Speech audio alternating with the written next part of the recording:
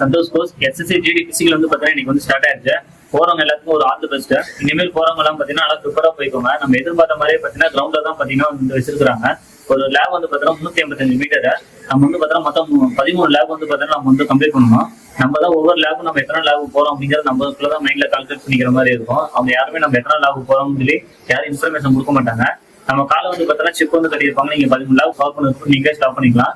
அது உங்களுக்கே தெரியும். நீங்க கையில வந்து வாட்ச் கட்டிக்கோங்க. மோஸ்ட்லி பாத்தீங்கன்னா உங்க சென்சர்ல அவங்க டைம் ஓடிட்டு பாத்தீங்கன்னா இண்டிவிஜுவல் டைம் வந்து பாத்தீங்கன்னா தனித்தனியா செப்பரேட்டா இருக்கும். அதனால பாத்தீங்கன்னா உங்களுக்கு கன்ஃபியூஷன் ஆகும். நீங்க ஓனா நீங்க வந்து வாட்ச் கட்டிட்டீங்கன்னா உங்க மைண்ட் செட் தகுந்த மாதிரி நீங்க எப்படி நீங்க ப்ரிப்பேர் பண்ணிருக்கீங்களோ அந்த மாதிரி நாங்க போய் நம்ம கம்ப்ளீட் பண்ண முடியும் நம்மளால. அதனால கொஞ்சம் கான்ஃபிடண்டா ஓடுங்க. அதிகமா நம்ம ரோட்ல தான் ப்ராக்டிஸ் பண்ணியிருப்பீங்க. இந்த டைம் தான் புதுசா வந்து பாத்தீங்கன்னா கிரவுண்ட்ல ஸ்டார்ட் பண்ணியிருக்காங்க. அதனால வந்து பாத்தீங்கன்னா மைண்ட் செட் எல்லாத்துக்குமே ஒரு அப்செட்டா இருக்கிற மாதிரி இருக்கு. கான்ஃபிடண்டா ஓடினா கண்டிப்பா உங்களால ஓட முடியும். கிரவுண்ட்லயும் ட்ராக்கும் ரெண்டு சேம் தான். என்ன ஒண்ணுன்னா நீங்க ஓவல் டைப்ல ஓடுறீங்க, அந்த ஸ்ட்ரைட்டா ஓடிருப்பீங்க, அவ்வளவுதான். மற்றபடி வேற ஒண்ணுமே இல்லை. கிரவுண்ட்ல ஓடுறதுல ஒரு சில விதத்துல பிளஸ் இருக்கு, ஒரு சில விதத்துல மைனஸ் இருக்கு. ரோட்ல ஓடினா கால் சீக்கிரமா லோட் ஆகிக்கும். கிரவுண்ட்ல ஓடினா மண்ணில் வரனால கால் பெருசா லோட் ஆகாது. அது நம்மளுக்கு பெரிய பிளஸ் தான். என்ன ஒரு மைனஸ்னா ஓவல் ஷேப்ல ஓடி பழகிருக்க மாட்டோம். நீங்க ஓவல் ஷேப்ல ஓடி பழகிக்கிட்டீங்கன்னா அது ரொம்ப உங்களுக்கு ஈஸியாயிடும். அதனால இனிமேல் ஓட போறவங்க எல்லாமே பார்த்தீங்கன்னா ஜஸ்ட் இருக்கிற டைம்ல கொஞ்சம் ப்ராக்டிஸ் பண்ணிக்கோங்க. இனிமேல் நீங்க பிசிக்கல் உங்களுக்கு நாளைக்கு நாளான்னைக்கு இருக்காங்கன்னா நீங்க அதிகமா கண்டிப்பா ரெஸ்ட் கொடுத்துருப்பீங்க.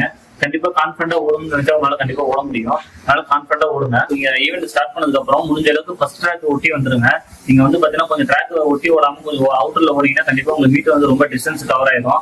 ஒரு லேப் விட்டாலே பாத்தீங்கன்னா ஒரு 3 மீட்டர் 4 மீட்டர் பாத்தீங்கன்னா அதிகமா போயிடும்.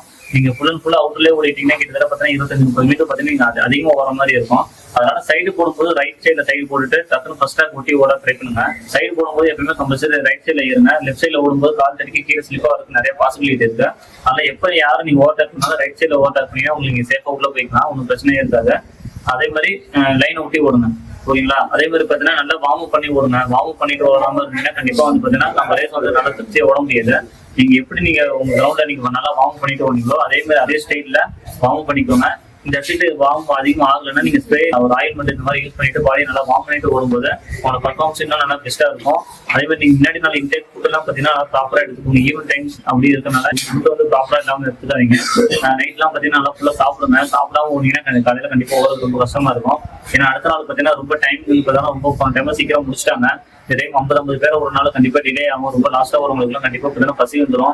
அதுக்கு தேவையான திங்ஸ் எல்லாம் பாத்தீங்கன்னா உங்களுக்கு முன்னாடியே முன்னாடி ஒரு வீடியோ சொல்லியிருப்பேன். அது மாதிரி கண்டிப்பா நல்லா ஃபாலோ பண்ணிக்கோங்க. என்னென்ன ஃப்ரூட்ஸ் எல்லாம் எடுத்துட்டு போகணுமோ எடுத்துட்டு போய்க்க. கண்டிப்பா கான்ஃபிடண்டா ஓடுங்க. உங்களாலையும் வேலை வாங்க முடியும். இந்த இடத்துல மைண்ட் எதுவுமே டைவர்ட் பண்ணாம ஓடுங்க. கண்டிப்பா நீங்க யூனிஃபார்ம் போட்டு உங்க கோலை வந்து அச்சீவ் பண்ண முடியும். Okay, thank you.